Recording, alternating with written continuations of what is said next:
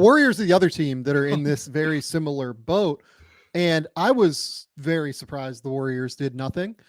I really thought that the success that they've had recently with Andrew Wiggins, Draymond Green, Jonathan Kuminga in the front court, if you look at their last 10 games that they've played together, I think they played like 150 minutes or so together.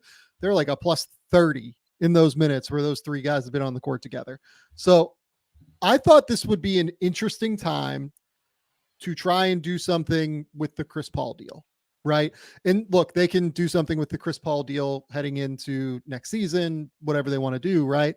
They still have that on their books potentially, and they'll still have the salary slot. But like, was there a move like what the Knicks did for a Bojan Bogdanovic? Was there a move for more of a guard that could be a creative guard? I think that's the thing that would have really helped them. Like, was there something out there? Could they have done like a Bogdanovic deal from the Hawks? And I know I just got done saying that like the Hawks weren't wildly interested in using Bogdan in a deal, but like, could you have done something like Chris Paul and his expiring deal plus, Moses Moody and a pick or something? You get Bogdan, you get something else from the Hawks. That's something that like would have really, really lifted the Warriors. I think they're the team even above the Lakers that I'm like a little, it's more because they've had a lot of success recently after having gotten Draymond back that makes me wonder, like, should you have just bought into this and taken another swing at it just with like moves on the margins that you probably could have done? I just want to touch on real quick because we're getting a little pushback about like Jalen Hood-Schifino. The expectations for rookies on teams is a little bit different. And I think it's like we're seeing what Podziemski is doing with the Warriors. So when you're a team like the Lakers, the Warriors, the Nuggets, whoever, you're drafting guys, especially in this era of the NBA, where you at least need them to be able to contribute in the regular season. I'm not saying Pods is going to go crazy in the playoffs, or if the Rockets make the play-in, that Cam Whitmore is going to be able to contribute. I think I'm not saying Jalen Hood-Schifino might not be a good player, Sam, but the Lakers kind of could have used somebody that was ready to play right now, and they missed on an opportunity to draft one of those guys. I just wanted to touch on that real quick.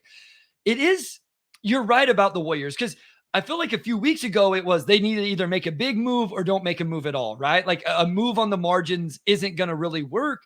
But now, because Pods is playing so well, Curry's had some insane games. Kuminga has played really well, and it looks like maybe Kuminga, Draymond, Andrew Wiggins, as you alluded to, actually works, which nobody thought was the case. It's like, hey, maybe you add one more actual piece to this, a little more depth, somebody that can score, somebody that can defend, whatever. That actually made a little more sense than it did 3 weeks ago when it's like, okay, well, what does adding Bogdanovic really do? That's not going to increase your chances to really make a run. Where now, and maybe we're a prisoner of the moment over the last couple of weeks, but now it's like, okay, I can see them going for just this, not marginal is disrespectful, but Bogdanovic, but not this like superstar move, just something that really kind of helps, like a middle move, I guess is what I would say.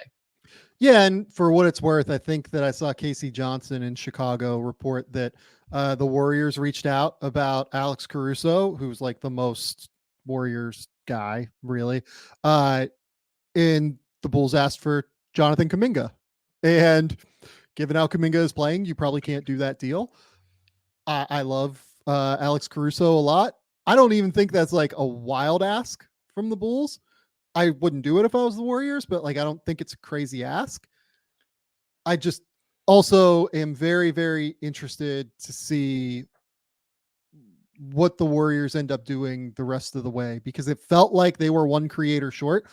Honestly, like the problem is now that like they can't go get a Kyle Lowry, they can't go get a Spencer Dinwiddie because they are over the second apron. And if you make more than $12 million, which is like the mid-level exception or the league average salary, you cannot sign as a buyout guy with a team over the second apron.